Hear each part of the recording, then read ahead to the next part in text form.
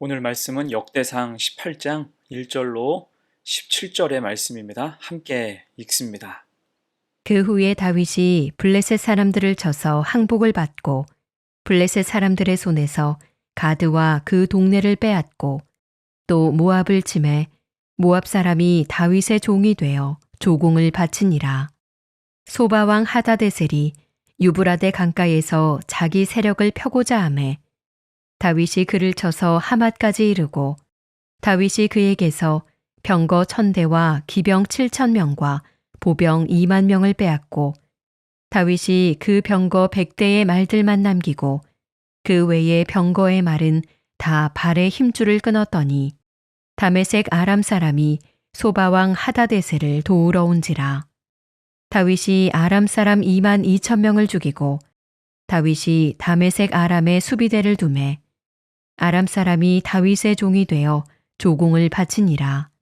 다윗이 어디로 가든지 여호와께서 이기게 하시니라.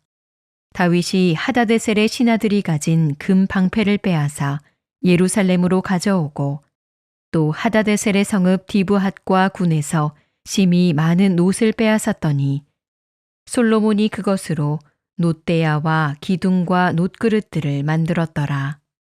하맛 왕 도우가 다윗이 소바 왕 하다데셀의 온 군대를 쳐서 무찔렀다 함을 듣고 그의 아들 하도람을 보내서 다윗 왕에게 문안하고 축복하게 하니 이는 하다데셀이 벌써 도우와 맞서 여러 번 전쟁이 있던 터에 다윗이 하다데셀을 쳐서 무찔렀음이라. 하도람이 금과 은과 놋의 여러 가지 그릇을 가져온지라. 다윗 왕이 그것도 여호와께 드리되 에돔과 모압과 암몬 자손과 블레셋 사람들과 아말렉 등 모든 이방 민족에게서 빼앗아 온 은금과 함께하여 드리니라. 스루야의 아들 아비새가 소금 골짜기에서 에돔 사람 18,000명을 쳐 죽인지라. 다윗이 에돔의 수비대를 두매 에돔 사람이 다 다윗의 종이 되니라. 다윗이 어디로 가든지 여호와께서 이기게 하셨더라. 다윗이 온 이스라엘을 다스려 모든 백성에게 정의와 공의를 행할세. 스루야의 아들 요압은 군대 사령관이 되고 아힐루스의 아들 여호사밧은 행정장관이 되고 아히두베의 아들 사독과 아비아달의 아들 아비멜렉은 제사장이 되고 사워사는 서기관이 되고 여호야다의 아들 분하야는 그렛 사람과 블렛 사람을 다스리고 다윗의 아들들은 왕을 모시는 사람들의 우두머리가 되니라. 인생의 주어가 되실 때라는 제목으로 말씀 증거합니다. 역대상 17장에서는 다윗과 그의 왕조를 향한 하나님의 약속이 선명하게 기록되어 있고 이제 18장 이후에서는 그 약속이 온전히 이루어지는 과정을 잘 보여줍니다. 의미 있는 말씀이 1절이에요. 그 후에 다윗이 블레셋 사람들을 쳐서 항복을 받고 블레셋 사람들의 손에서 가드와 그 동네를 빼앗고 다윗이 숙적 블레셋을 완전히 정복한 것입니다. 그동안 블레셋은 이스라엘의 숙적이었고 늘 그들이 먼저 이스라엘을 선제 공격, 침공해 왔죠. 이스라엘의 초대 왕인 사울도 블레셋과의 전쟁에서 죽었을 정도로 지금까지 블레셋은 이스라엘 민족에게 가장 위협적인 존재였습니다. 심지어 다윗이 이스라엘의 왕으로 등극했을 때에도 블레셋이 가장 먼저 쳐들어왔어요. 그런 그들을 이제 다윗이 선제 공격한 거죠. 특히 블레셋 가드 지역을 빼앗은 것은 더 의미가 있습니다. 가드는 블레셋의 주요 성읍이었죠. 그 기원은 굉장히 오래됐습니다. 과거 출애굽 시절 이스라엘 백성은 여호수아의 지휘 아래 가나안 땅에 들어와서 길고도 험한 전투를 치렀습니다. 그런데 그때 그 땅 전부를 복속하지는 못했죠. 그런 땅 중 하나가 가드였습니다. 여호수아 11장 22절의 말씀이에요. 이스라엘 자손의 땅에는 아낙 사람들이 하나도 남지 아니하였고 가사와 가드와 아스돗만 남았더라.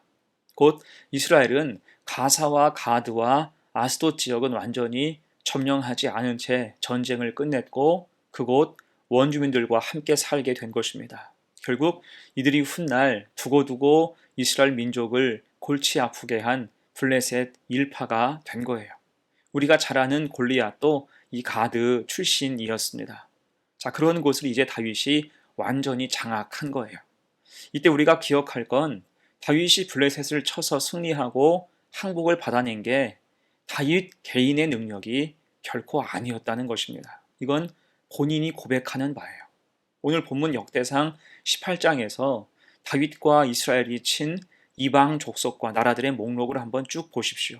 블레셋, 모압과 소바, 아람, 하맛과 에돔 등등, 이렇게 다윗은 주변의 여러 나라들, 여러 대적들을 쳐서 모두 승리했어요. 그리고 나서 이 승리에 대해서 성경은 오늘 이렇게 기록합니다. 본문 6절 하반절이죠. 다윗이 어디로 가든지 여호와께서 이기게 하시니라. 아멘. 또한 13절 하반절에서도 같은 말을 반복해요. 다윗이 어디로 가든지 여호와께서 이기게 하셨더라. 아멘. 곧 이런 다윗의 승리는 전적으로 하나님의 도우심, 하나님의 약속이었다는 것입니다. 역대상 17장 8절을 보세요. 내가 어디로 가든지 내가 너와 함께 있어 내 모든 대적을 내 앞에서 멸하였은즉 세상에서 존귀한 자들의 이름 같은 이름을 내게 만들어 주리라. 아멘. 곧 하나님은 이렇게 약속하신 대로 모든 대적들을 멸하고 이기게 하셨으며 다윗의 집과 이스라엘 나라를 존귀하고 견고하게 세우신 것입니다. 여러분, 그래서 우리가 기억할 게 무엇입니까? 하나님을 의지하고 그 약속을 붙잡고 최선 다하여 신실하게 살아가야 한다는 거예요. 그런 의미에서 다윗이 특히 잘한 게 자기 인식이죠. 하나님을 그 인생의 주어로 삼은 것입니다. 철저하게 하나님이 주어가 되셨어요. 다윗이 주어가 아니라 하나님이 주어이셨습니다. 다시 6절 말씀과 13절에서 반복하고 있는 말씀을 보세요. 다윗이 어디로 가든지 여호와께서 이기게 하시니라. 여러분, 이 문장의 주어가 무엇입니까? 여호와 하나님이 주어예요. 문장의 핵심인 이기게 하신 것이 하나님이시기 때문에 다윗은 주어가 아니라 승리의 혜택을 받은 존재라는 것입니다. 이 사실을 다윗은 뼛속까지 인정하고 있었던 거예요. 그럴 때 그는 승리에 도취하지 않았습니다. 오히려 겸손했어요. 3절과 4절을 봅니다. 소바 왕 하닷 에셀이 유브라데 강가에서 자기 세력을 펴고자 하매 다윗이 그를 쳐서 하맛까지 이르고 다윗이 그에게서 병거 1000대와 기병 7000명과 보병 2만 명을 빼앗고 다윗이 그 병거 100대의 말들만 남기고 그 외의 병거의 말은 다 발의 힘줄을 끊었더니. 이 말씀에서 다윗은 전쟁에서 얻은 전리품 중 병거 100대의 말들만 남기고 그 외의 말, 모든 말은 그 힘줄을 다 끊어놨습니다. 그 당시의 병거는 지금으로 치면 탱크와 같고요. 말은 전투력의 상징과 같습니다. 하지만 그것을 최소한만 남기고 모두 처단케 한 거예요. 왜요? 병거와 마병의 힘을 의지하지 않겠다는 다윗의 고백 때문입니다. 능력의 힘이 많으면 오직 하나님께만 있음을 믿는 거예요. 그래서 시편 147편 10절과 11절은 이렇게 고백하고 있습니다. 여호와는 말의 힘이 세다 하여 기뻐하지 아니하시며 사람의 다리가 억세다 하여 기뻐하지 아니하시고 여호와는 자기를 경외하는 자들과 그의 인자하심을 바라는 자들을 기뻐하시는도다. 아멘. 곧 세상은 병거와 마병을 자랑하지만 지금 다윗은 그 나라를 지키는 것이 병거와 마병 같은 무기가 아니라 오직 하나님이 지켜주셔야 한다는 것입니다. 이게 다윗을 지탱한 강력한 신앙의 원칙이었어요. 그럴 때 다윗은 전쟁에서 패한 이방 나라들이 조공을 바칠 때에도 그 영광에 취하지 않았습니다. 7절에 금방패, 8절에 심이 많은 놋, 10절에서 금과 은과 놋의 여러 가지 그릇, 11절에 은금까지 이 많은 전리품이 있었지만 그걸 개인적인 용도로 수집하지 않았고 모두 하나님께 내어드렸어요. 성전 짓는 용도로 사용케 한 것입니다. 곧 그 모든 영광을 자신이 취하지 않고 오직 하나님께로 돌린 거예요. 왜요? 자기 힘이 아니라 이 모든 게 하나님의 도우심이라는 것을 알았기 때문입니다. 그래서 다윗 인생의 주인은 오직 하나님이셨던 거예요. 그러자 그의 통치도 하나님의 정의와 공의가 하수처럼 흘러가죠. 14절 보세요. 다윗이 온 이스라엘을 다스려 모든 백성에게 정의와 공의를 행할세. 아멘.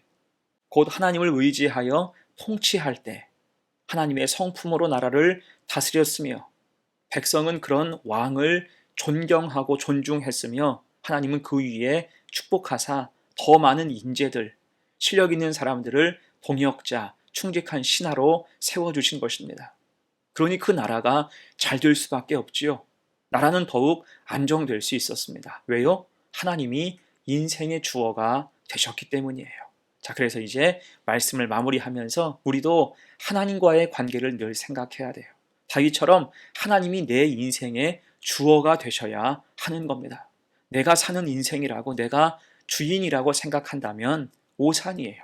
그렇다고 우리가 주체성이 없어서 인생의 주인 자리를 쉽게 내준다고 비하할 것도 없습니다. 하나님이시기 때문에 이렇게 하는 것입니다. 하나님이 우리를 지으셨고 우리의 길을 지키시고 인도하심으로 우린 기꺼이 하나님께 그 자리를 내어드리는 게 맞다는 거예요. 그럴 때 내 속 악한 것은 자리를 잃게 되고 우리 삶에는 질서와 은혜가 흐를 것이며 어떤 영적 전쟁에서도 쉽게 물러서지 않게 될 것입니다. 그 인생이 진정으로 복되고 아름답고 행복하게 되는 것입니다. 오늘 다윗의 스토리를 통해서 우리 인생도 하나님이 주어가 되시는 은혜가 가득 부어지기를 간절히 축원합니다. 아멘. 함께 기도합니다. 은혜로우신 하나님, 오늘 다윗의 고백처럼 우리 인생의 주인, 우리 삶의 주어가 되어 주옵소서. 내가 주인 행세하고 주어가 되어 살아갈 때 사울 왕처럼 실수하고 실패하고 교만하여 넘어질까 염려하오니 다윗처럼 겸손히 그 자리를 하나님께 내어드릴 때 하나님의 다스림 속에서 살아가게 하옵소서. 그런 믿음의 삶을 축복하옵소서. 예수님 이름으로 기도하옵나이다. 아멘.